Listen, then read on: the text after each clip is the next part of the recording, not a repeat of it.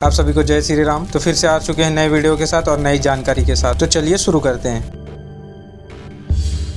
भैंस का सर और इंसान का शरीर लेकर जन्मा हुआ एक भयानक राक्षस जिसे ना कोई पुरुष मार सकता था और ना ही कोई जानवर, महिषासुर, जिसने ब्रह्म जी से ये वरदान हासिल किया था कि संसार का कोई भी पुरुष या जानवर उसका वध न कर सके। ब्रह्म जी ने उसकी इस इच्छा को पूरा किया, पर ब्रह्म जी ने साथ ही एक चेतावनी भी दी कि उसका वध एक औरत के हाथों हो सकता है। अहंकार में डूबा महिषासुर ये सोचता था कि कोई औरत इतनी शक्तिशाली नहीं हो सकती कि उसका वध कर सके, और इसलिए वो खुद को अमर समझने लगा। उसने पूरे संसार में कहर बरसाना शुरू कर दिया। और फिर बारी आई इंद्रलोक की, जब महिषासुर और देवताओं के बीच युद्ध हुआ तो ब्रह्म जी के वरदान के कारण कोई भी देवता उसका कुछ बिगाड़ नहीं सके। महिषासुर के आतंक से देवलोक को बचाने के लिए ब्रह्म जी, विष्णु जी और शिव जी ने अपनी सारी शक्तियों को एकत्रित किया और तब प्रकट हुई माँ दुर्गा। माँ दुर्गा जो कि देवी पार्वती यानी स्वयं शक्ति का ही एक रूप है। मार्कंडेय पुराण के अनुसार अपने शेर पर सवार माँ दुर्गा ने महिषासुर को युद्ध के लिए चेतावनी दी। ये युद्ध कई दिनों तक चलता रहा। महिषासुर अपनी शक्तियों से कई दिनों तक अपना रूप बदलकर माँ दुर्गा के साथ छल करने का प्रयास करता रहा, पर जैसे ही वो एक भैंसे के रूप में आया, माँ दुर्गा ने अपने त्रिशूल से उसकी छाती फाड़कर उसका वध कर दिया और तभी से देवी को नाम मिला महिषासुर मर्दिनी।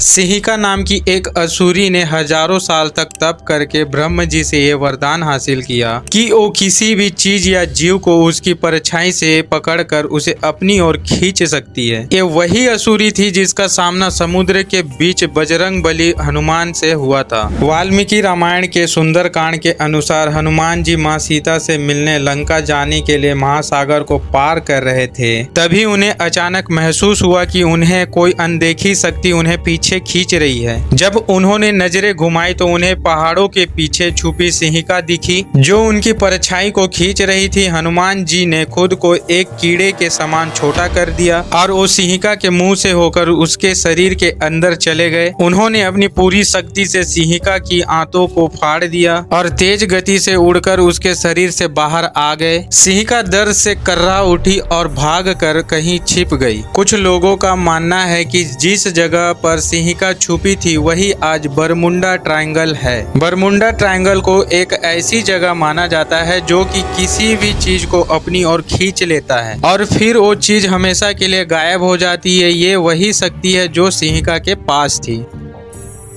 अपने खून की हर एक बूंद से पुण्य जन्म लेने वाला एक राक्षस जिसे मारने के लिए देवी शक्ति ने माँ काली का रूप लिया था। कहते हैं कि रक्त बीज के खून की बूंद जहाँ भी गिरती थी वहीं से एक दूसरा रक्त बीज जन्म लेता था। देवी भागवत के 5वें स्कंद के अनुसार रक्त बीज को ये वरदान शिव जी से प्राप्त हुआ था। एक समय ऐसा आया जहाँ देवताओं और असुरों के बीच महायुद्ध छिड़ गया। इस युद्ध के दौरान रक्त बीज देवताओं के लिए एक समस्या बन गई क्योंकि उसके वरदान के कारण उसे मारना लगभग नामुमकिन हो गया था। तब रक्त बीज का विनाश करने के लिए देवी ने माँ काली का रूप लिया। लाल आंखें, खुले बाल, माथे पर तीसरी आंख, गले में खोपड़ियों से बनी माला और कमर पर हाथों और पैरों से बना कमरबंद। एक हाथ में कटा हुआ सर और दूसरे हाथ पर खून से सनी तलवार लेकर माँ काली रक्त बीज की ओर बढ़ी और अपनी तलवार से रक्त बीज पर कई वार किए। माँ काली अपनी जीभ से रक्त बीज के हर एक जख्म से निकलते खून के